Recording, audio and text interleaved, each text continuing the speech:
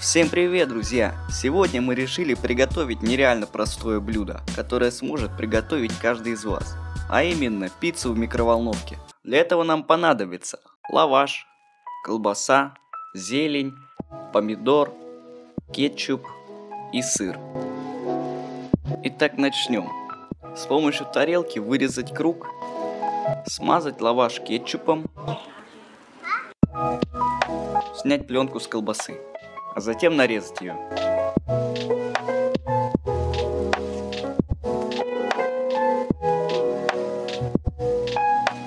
Сыр натереть на терке. Нарезать помидор.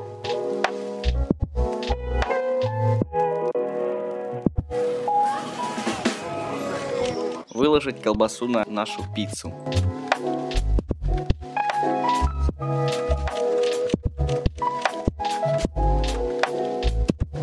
Затем положить помидоры.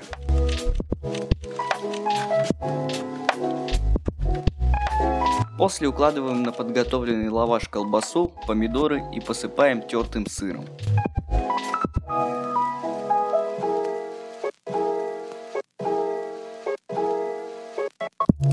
Кладем в микроволновку примерно на 5 минут. Вот что у нас получилось. Нарезаем укроп и высыпаем его.